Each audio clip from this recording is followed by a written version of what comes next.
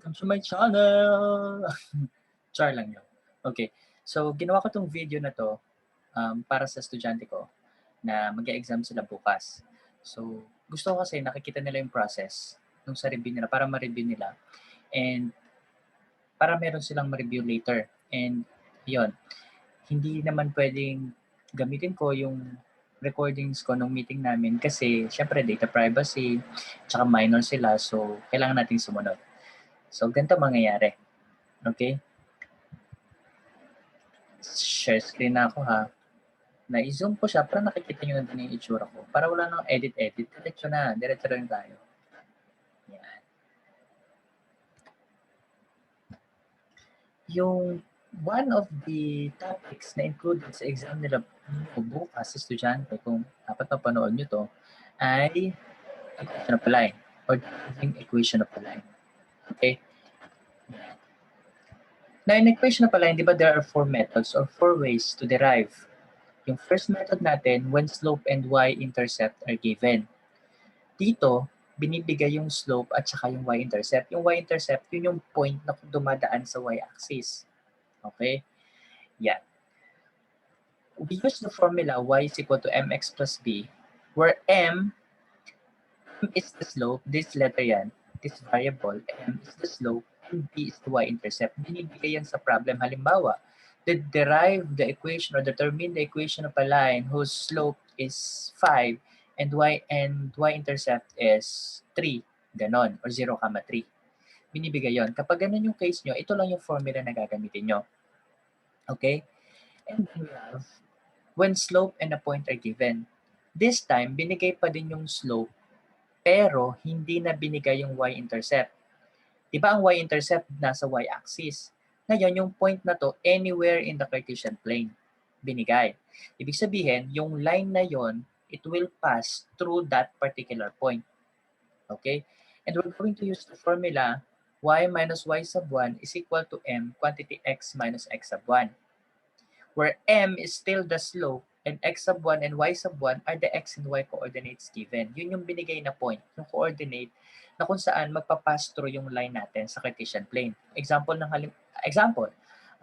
determine the general equation of a line whose slope is 1 and passes through 1, 7. So kung drawing natin, 1, 7, dadaan siya doon. Yun yung idea ng second method. And later, I'm going to give you examples. For the third method, we have 2 points are given. So hindi na binigay yung slope dito. Ang binigay na yung dalawang coordinate na kung saan dadaan yung linya or yung line natin ng equation. Now, the formula is y sub 1, y minus y sub 1 equals y sub 2 minus y sub 1 over x sub 2 minus x sub 1, quantity x minus x sub 1. Yung y sub 2 minus y sub 1 over x sub 2 minus x sub 1 is the formula for slope. Yan. Slope between 2 points. Okay? And still, yung x sub 1 and y sub 1, yun yung x and y coordinates natin. Pero sa totoo, pwede kayong gumamit sa kahit anong dalawang point na binigay to determine or to derive the equation. And for the last one, we use the formula x over a plus y over b equals 1 if in the statement or in the question, the given are x and y intercepts. For example, the x-intercept is at 3, 0 and y-intercept is 0, 5. Then yung x-intercept mo 3, yung y-intercept mo 5. Ipapalit mo lang yon dun sa a and b. Ganun lang siya. Okay? Yun yung 4 methods. Now, I'm going to give you examples of that. Ayan. So, ililipat ko yung sarili ko dito para kita niyo pa rin yung itsura ko. Question number 1. Now, question number 1 is under the first method. Iisa-isay na lang natin para kayo. It is the general form of the equation of a line whose slope and y-intercept are negative 2 and 5 respectively. So, here are the choices. So, kung mapapansin nyo, pare-pareha siya ng numerical pero magkakaiba ng sign. Tandaan, one simple mistake sa sign, it will lead you to a wrong answer. So, you have to be very careful with the sign. Okay? Yan. So, kung ganyan yung case natin, slope and y-intercept, ibig sabihin, papasok ka sa formula na y is equal to mx plus b. Yan. So gawin lang natin, kunin natin yung m, ibang slope na binigay is -2. Ang y-intercept natin or b is equal to 5. To solve, substitute lang natin, magiging y is equal to -2x plus 5.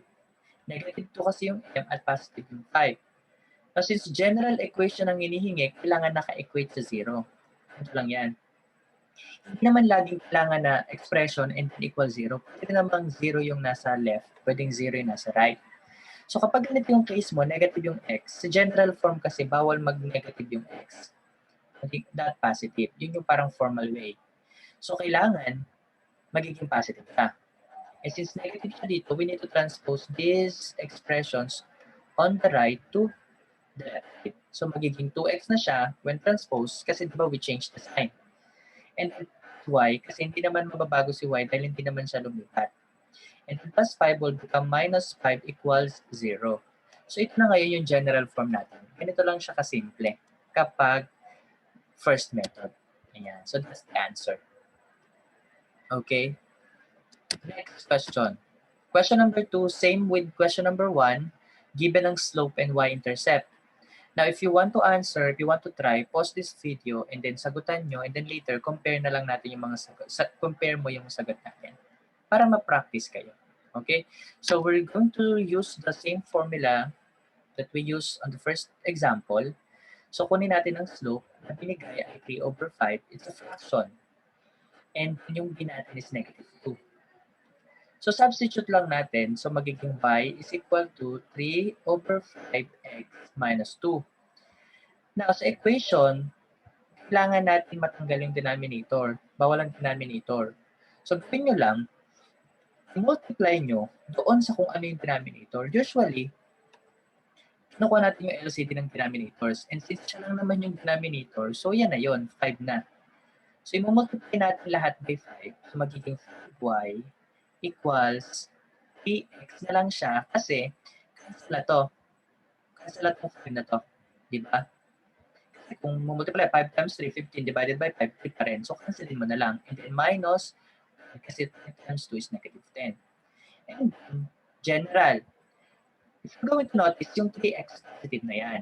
Ito yung sinasabi ko. Since positive na to, gawin na lang natin, ang mag-a-adjust na yung 5y. Siya na yung lilipat doon sa pwesto niya. Okay?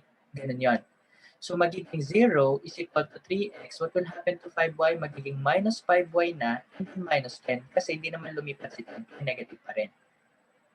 This is now our answer. Now, this equation, 0 is equal to 3x minus 5y minus 10 is the same as 3x minus 5y minus 10 is equal to 0. Parehas lang yan, ha? Okay, so the answer is, ayan, letter B. A, B, C, D. Okay? Next example. So, third example, ayan, tignan nyo kung tama kayo sa 2, ha? Third example, ayan, it is the general form of the equation of a line whose slope is 5 and passing through 1, 4. So, it's under the second method. Yung second method natin, yun yung formula. Y minus y sub 1 is equal to m quantity x minus x sub 1. This is our formula. Ngayon, kunin natin yung given. Yung slope natin, yung m is 5. And then, through 1, 4. Now, i-note natin si 1, 4 as x sub 1, y sub 1. And then, ipalit natin. So, magiging y minus y sub 1 natin 4 equals slope natin na 5, quantity x natin minus 1, x sub 1. What we need to do is to distribute to all the terms inside or multiply. Magiging y minus 4 equals 5 times x is 5x, 5 times -1 is -5. Then, since positive na yung 5x, ang mag-adjust ngayon, ito, papunta doon sa left, right, rather. 0 is equal to 5x. What will happen to y? Mag-change ng sign, minus y. And then yung -4, magiging plus 4 na siya. And then copy natin itong -5. Kasi hindi naman siya umalis or lumipat. And the final answer, 0 is equal to 5x minus y minus 1. Bakit minus 1? Kasi magkaiba ito ng sign. +4, -5. Rule natin kung magkaiba ng sign, subtract, and then copy the sign of the larger number. Okay, so that's the general equation. Okay? Next. Same with number 3, iba lang yung given. We're going to use the same method kasi ang given slope and a point. So kung gusto niyo sagutan, pause the video, and then magsagot kayo, and then compare natin yung answer natin. Okay? Ang slope natin ay 1/3. This time fraction, it passes through point -2, 7. Note natin as x sub 1 and then y sub 1. Yan na. So y minus 7 is equal to 1/3 quantity x minus -2. Since -2 yung x natin, yung x sub 1, and minus yung operation, negative times negative, it will become positive. Kaya magiging y minus 7 is equal to 1/3 of x plus 2. May denominator na naman. Diba? Para mawala siya, multiply natin sa 3 kung ano yung denominator. Pag multiply natin, distribute natin, magiging 3y minus 21 is equal to, cancel na yung 3, ang matitira na lang 1, quantity x plus 2. Bakit hindi natin minultiply yung 3 sa loob? Kasi para lang siyang isang variable na nakadikit kay 1/3. So, cancel lang natin yung denominator natin. Okay? And then distribute. Pag distribute natin yung 1, parang wala lang din naman kasi 1 lang yan. So, magiging 3y minus 21 is equal to x plus 2. And for the general form, lilipat pala natin muna. So, yung x, positive, ito yung mag-a-adjust, yung kaliwa. Magiging x minus 3y plus 21 plus 2. Yan na. Okay. So, equal 0. So, magiging 0 is equal to x minus 3y. 21 plus 2 is 23. Ayan. So, this is now our answer. Tada, letter B. Yan. Number 5. Question number 5. It is the general form of the equation of a line passing through points 1, 9, and 3, 5. This is under the third method, wherein the 2 points are given. Kapag ganyan, we're going to use the formula. Ito yung mahaba. Kung madali lang yan, kaya niya yan. Magiging, sulat natin 1, 9, and 3, 5. Note natin yung x sub 1, yung una, at saka y sub 1, yung pangalawa, x sub 2 and y sub 2. I-substitute lang natin siya dito sa formula natin. So, magiging y minus 9 is equal to y sub 2, 5 minus 9 over x sub 2, 3 minus 1. Quantity x minus 1. Solve lang muna natin yung slope. Ito yung slope natin. So, magiging y minus 9 is equal to negative 4 over 2. Kasi 5 minus 9 is negative 4 and 3 minus 1 is 2. X minus 1. Okay? Now, as you can see, negative 4 is divisible by 2. We can simplify that. Magiging y minus 9 is equal to negative 2 quantity x minus 1. Okay? And then, distribute natin ulit yung 2. Yan. Magiging y minus 9 is equal to negative 2x plus 2 na siya kasi negative 2 times negative 1, positive 2. And since negative yung 2x, silang dalawa yung mag-a-adjust papuntang kaliwa. Okay? Magiging 2x, then plus y, minus 9, minus 2, equals 0. Minus 2 kasi positive 2 siya dito sa kanan. Okay? Magiging 2x plus y minus 11 equals 0. Ito na yung final answer natin, general form. Okay? Question number 6. Okay, pause the video if you want to answer. So, same video, 2 points. Given negative 3, 7 and 2, 1.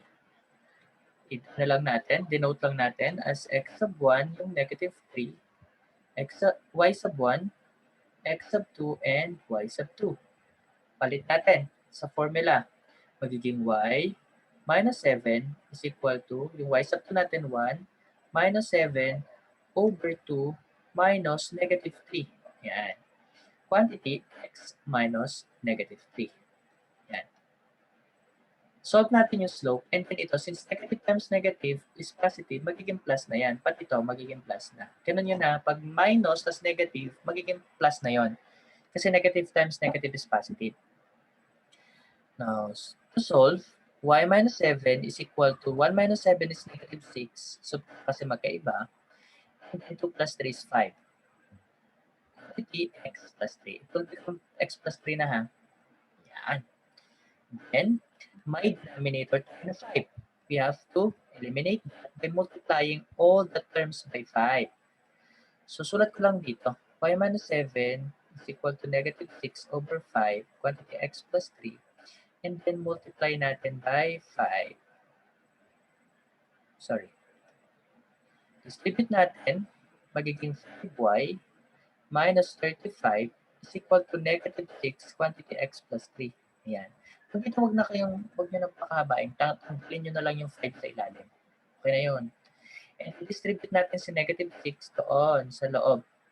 Magiging 5y minus 35 is equal to negative 6 x minus 18. Since negative si x dito, so silang dalawa ang magta-transfer doon or sa left side. Magiging 6x and then plus 5y minus 35 plus 18. Okay, so you can see, na bago si 18, naging positive na kasi lumipat. Si 35, negative pa rin kasi hindi siya lumipat. Same with 5. And for the final answer, we have 6x plus 5y minus 17 equals 0. So the answer is letter C. Yeah. Next.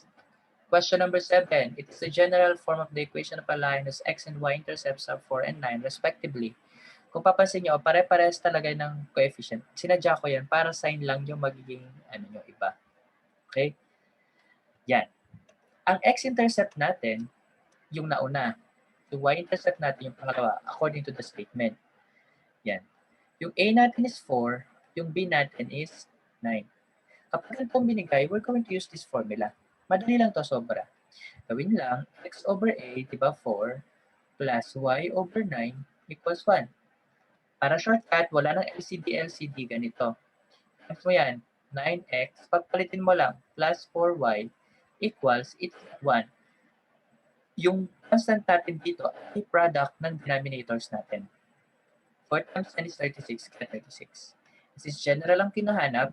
Lipat natin si 36 sa left. So magiging 9x plus 4y minus 36 is equal to 0. So that's the general form. Yeah, letter A. And for the last number, general form, same lang tayo. Pause the video if you want to answer. And then, ayan. Ang A natin is negative 2. Ang B natin is 5. Using the formula, x over negative 2 plus y over 5 equals 1. Pagpalitin lang natin 5x. Pagpalitin, ibig sabihin, yung constant dito, idikit lang natin sa x dito, tapos yung negative 2 doon sa y. So, minus 2y equals negative 10, or product ng negative 2 and 5 is negative 10. And for the final answer, we have 5x plus 2y plus 10 equals 0. Yun. Sorry, balikan ko. Minus pala to. Ayan. Namamadali last kasi na example na. Tada! So that's all for the equation of a line. Thank you. I hope you learned something. And subscribe. Oh, joke lang. Char lang yun. Ayan. Sana makatulong. Sana nakatulong. Stop share. Goodbye. See you on my next vlog. Oh, see you on my next review lesson.